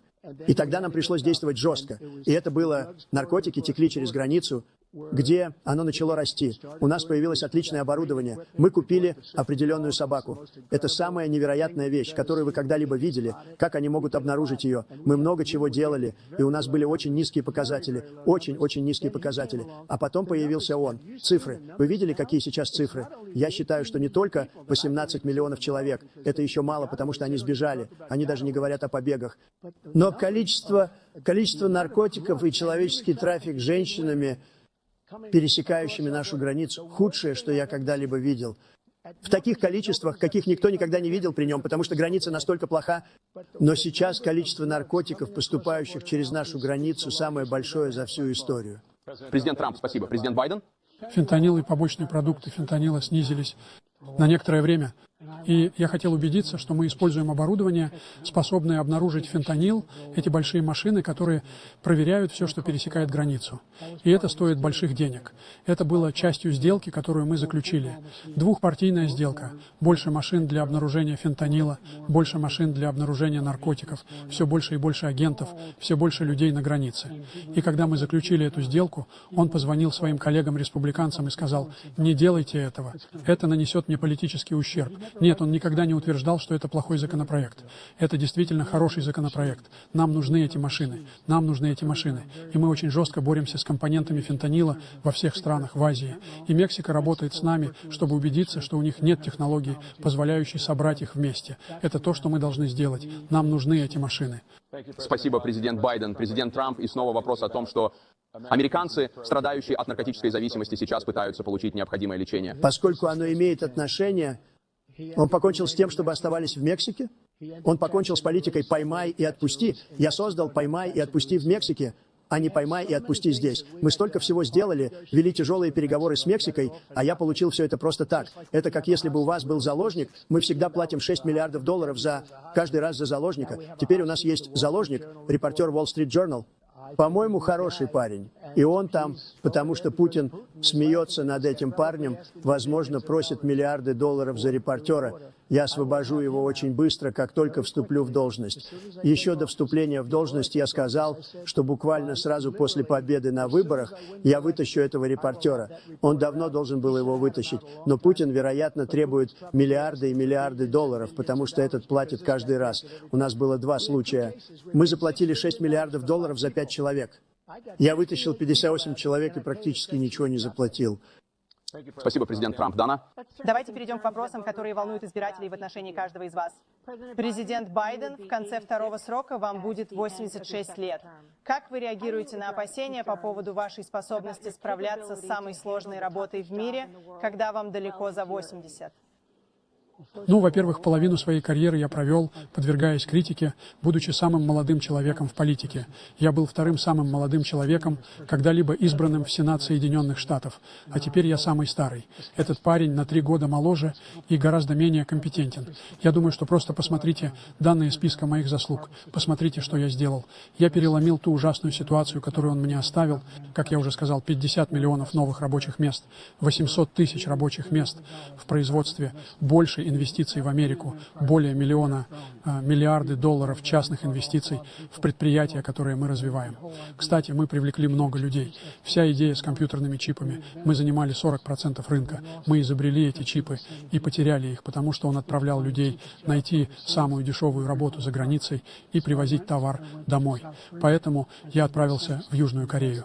Я убедил Samsung инвестировать миллиарды долларов здесь, в Соединенных Штатах. И знаете что? На тех производствах, которые они называют заводами по производству чипов, платят более 100 тысяч долларов. Для этого не нужно иметь высшее образование. И миллиарды, около 40 миллиардов долларов уже инвестированы и строятся прямо сейчас в Соединенных Штатах, создавая значительные рабочие места для американцев со всего мира. Президент Байден, у вас осталось 40 секунд. Хотите ли вы что-нибудь добавить? Да, хотел бы. Идея о том, что мы являемся неудачливой страной. Я никогда раньше не слышал, чтобы президент так говорил. Мы были предметом зависти всего мира. Назовите мне хоть одного президента крупной страны, который не поменялся бы местами с Соединенными Штатами Америки, со всеми нашими проблемами и всеми нашими возможностями. Мы самая прогрессивная страна в мире и добиваемся всего. Мы самая сильная страна в мире. Мы страна, которая держит свое слово. И все нам доверяют. Все наши союзники, и наши АП, и наши... Те, кому он звонит, Ким Чен Ын, посылает любовные письма Путину и так далее. Они не хотят с нами связываться. Спасибо. Бывший президент Трамп, в продолжение темы, в конце вашего второго срока вам будет 82 года. Что вы скажете избирателям, которые сомневаются в вашей способности работать? Я прошел 2 теста, когнитивные тесты. Я преуспел на них. Оба теста, как вы знаете, мы обнародовали. Он не проходил ни одного. Я бы хотел, чтобы он прошел один, всего один. Очень легкий. Например, пройти первые 5 вопросов. Он не смог бы этого сделать. Но я прошел 2 когнитивных теста. Я проходил медосмотр каждый год. И знаете, мы стучим по дереву везде, где есть... что у меня очень хорошее здоровье. Я только что выиграл 2 клубных чемпионата, даже не для старших, а обычных. Чтобы сделать это, нужно быть очень умным и уметь далеко бить по мячу. И я это делаю. У него не получается. Он не может ударить по мячу на 50 ярдов. Он вызвал меня на матч по гольфу. Он не может ударить по мячу на 50 ярдов. Я думаю, что нахожусь в очень хорошей форме. Мне кажется, что я в такой же форме, как и 25-30 лет назад. На самом деле, я, наверное, немного легче, но я в такой же хорошей форме, как и годы назад. Я чувствую себя очень хорошо. Я чувствую себя так же. Но я хотел пройти когнитивный тест. И знаете что? Если я не просто справился с ним, я справился на отлично. Доктор Ронни Джексон, который был врачом Белого дома, отличный парень, а потом я прошел еще один похожий. И один из них сказал, что они никогда не видели, чтобы кто-то справился на отлично. Спасибо. Президент Байден. Вы можете видеть, что его рост 6 футов 5 дюймов 195 сантиметров, а вес всего 223 фунта 101 килограмм, или 235 фунтов 106 килограммов. Ну, ты сказал 6,4, 200. В любом случае, это то, что ты... В любом случае. Просто посмотрите на то, что он говорит, и посмотрите на то, что он есть. Слушайте, я бы с удовольствием устроил с ним соревнования по вождению. Мой гандикап в гольфе, который, когда я был вице-президентом, снизился до 6. И, кстати, я уже говорил тебе, что с удовольствием поиграю в гольф, если ты сам будешь носить свою сумку. Думаешь, у тебя получится? Это самая большая ложь, что у него 6-й гандикап из всех. У меня был 8-й гандикап. Да. 8-й. Никогда. Но у меня, знаете ли... Я видел свинг. Я знаю твой свинг. Знаете, Давай не будем сколько вести раундов? себя как дети. Президент Трамп, мы собираемся 21 к Давай не будем вести себя как дети. к Ты и есть конкретной проблеме, ребенок. которая волнует избирателей насчет вас. Пообещаете ли вы сегодня вечером, что после того, как будут исчерпаны все юридические проблемы, вы примете результаты этих выборов независимо от того, кто победит? И вы прямо сейчас скажете, что политическое насилие в любой форме неприемлемо? Вообще-то я не должен говорить об этом, но, конечно, я считаю, что оно абсолютно неприемлемо. И если вы посмотрите мои заявления, которые я сделал в Твиттер в то время, а также мое заявление, которое я сделал в Роуз Гарден, вы скажете, что это одно из самых сильных заявлений, которые вы когда-либо видели. В дополнение к речи, которую я произнес перед, я полагаю, самой большой толпой, перед которой я когда-либо выступал. И я скажу вам, что никто никогда не говорит об этом. Они говорят о сравнительно небольшом количестве людей, которые пришли в Капитолий, и во многих случаях их впускала полиция. И как сказала Нэнси Пелоси, это была ее ответственность, а не моя. Она сказала это громко и четко. Но ответ таков: если выборы будут честными, свободными, и я хочу этого больше, чем кто-либо другой. И вот что я вам скажу. Я бы хотел, чтобы он был великим президентом, потому что меня бы сейчас здесь не было. Я был бы в одном из своих многочисленных мест, где наслаждался бы жизнью. Мне бы не предъявили обвинения, потому что я не был бы его политическим противником. Понимаете, противником, потому что он предъявил мне обвинения. Потому что я был его оппонентом. Я бы хотел, чтобы он был великим великим президентом, я бы предпочел это. Меня бы здесь не было. Я не против быть здесь. Но единственная причина, по которой я здесь, в том, что он настолько плох, как президент. Что я собираюсь сделать Америку снова великой. Мы снова сделаем Америку великой. Сейчас мы неудачливая нация. Мы серьезно неудачливая нация. И мы терпим неудачу из-за него. Его политика настолько плоха. Его военная политика безумна. Это безумие. При нем эти войны никогда не закончатся. Он ввергнет нас в Третью мировую войну. А мы ближе к Третьей мировой войне, чем кто-либо может себе представить. Мы очень-очень близки к Третьей мировой войне. И он ведет нас туда. И Ким Чен Ын, и президент Китая Си, и Ким Чен Ын из Северной Кореи, все эти, и Путин, они не уважают его. Они его не боятся. У них нет ничего общего с этим джентльменом. И он собирается втянуть нас в Третью мировую войну. Вы хотите Третьей мировой войны? Пусть он идет и побеждает, и пусть Путин скажет: делайте, что хотите, НАТО, делайте, что хотите. Есть такая штука, как 5-я статья. Нападение на одного – это нападение на всех, требующее ответа. Идея. Я не могу назвать ни одного крупного лидера в мире, который не поменялся бы местами в том, что сделал я, и в том, что сделали они. Потому что мы могущественная нация. У нас прекрасный мир благодаря народу, не мне, а американскому народу. Они способны на все, и они делают шаг вперед, когда это необходимо. А сейчас мы нужны. Мы должны защищать мир, потому что это наша собственная безопасность, как государство. И опять же, вы хотите войны. Просто позвольте Путину пойти вперед и взять Киев. Убедитесь, что они пойдут дальше. Посмотрите, что произойдет в Польше, Венгрии и других местах вдоль этой границы. Тогда у вас будет война. Президент Трамп, я возвращаюсь к вам за ответом. Вопрос был такой: согласитесь ли вы на результаты этих выборов, независимо от того, кто победит? Если позволите, я просто закончу то, что он сказал.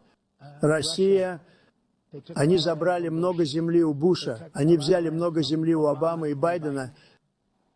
Они не взяли ни земли, ничего у Трампа, ничего. Он знал, что этого делать нельзя. Он не будет играть со мной в игры. Он знал это. Я очень хорошо с ним ладил, но он знал, что не стоит играть в игры. Он ничего у меня не брал. Но теперь он собирается забрать все у этого человека, вот этого. Это война, которая никогда не должна была начаться. Она никогда бы не началась. Никогда со мной. А он собирается забрать Украину.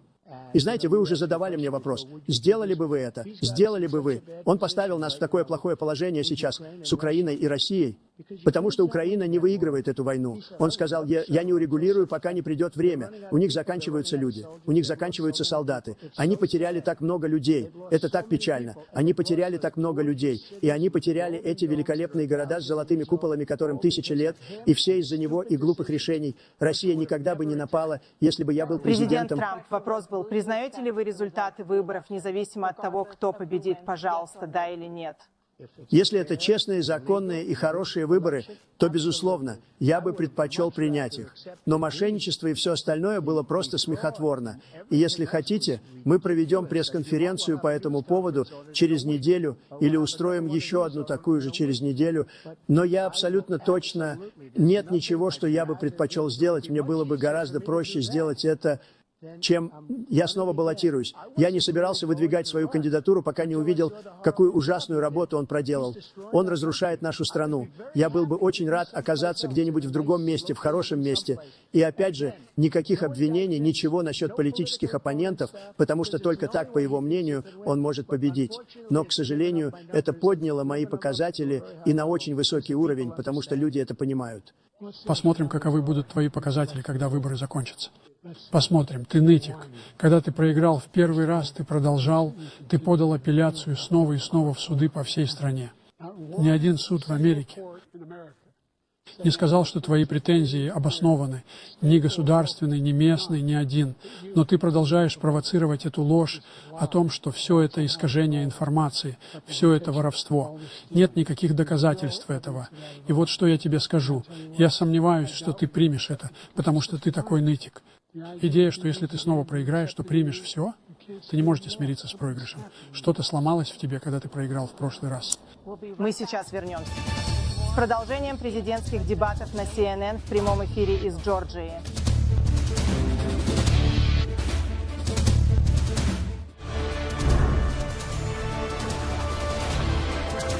Пришло время кандидатам выступить с заключительными речами, что было предопределено броском монеты.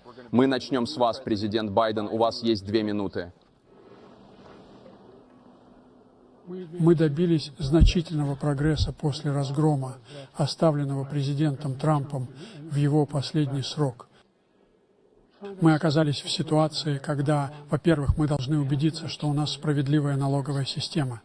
Я спрашиваю всех зрителей или тех, кто смотрит эти дебаты, считаете ли вы налоговую систему справедливой? Дело в том, что я сказал, что никто из тех, кто зарабатывает меньше 400 тысяч долларов, не получил и не получит ни цента повышения налогов. И если меня переизберут, так будет и впредь. Но этот парень увеличил ваши налоги из-за дефицита. Во-первых, он увеличил инфляцию из-за разрушений, которые он оставил после того, каким образом он справлялся с пандемией. И он оказался в таком положении, что теперь хочет обложить вас еще большим налогом, введя 10% тариф на все, что ввозится в Соединенные Штаты Америки. Что сделал я? Например, он хочет избавиться от возможности Medicare сделать, от возможности, чтобы мы могли договариваться о ценах на лекарства с крупными фармацевтическими компаниями. И что же? Мы получили это. Мы снизили цену до 35 долларов за инсулин вместо 400 долларов, не более 2000 долларов на каждого пожилого человека, независимо от того, сколько рецептов ему требуется. Знаете, что это дало? Это сократило федеральный дефицит. Долг на 160 миллиардов долларов за 10 лет, потому что правительству не нужно оплачивать непомерные цены. Я собираюсь сделать это доступным для каждого пенсионера. Все это происходит сейчас и со всеми в Америке. Он хочет избавиться от этого. Мы позаботимся о том, чтобы у нас были детские учреждения. Мы собираемся значительно увеличить кредиты на уход за детьми. Я собираюсь убедиться, что мы что-то делаем со свинцовыми трубами и всем тем, что вызывает проблемы со здоровьем у людей по всей стране. Мы продолжим бороться за снижение инфляции и дадим людям передышку. Спасибо, президент Байден. Президент Трамп, теперь у вас есть 2 минуты для заключительного слова. Как и многие политики, этот человек просто жалуется. Он говорит, мы хотим сделать это, мы хотим сделать то, мы хотим избавиться от этого налога, от того налога, но он ничего не делает.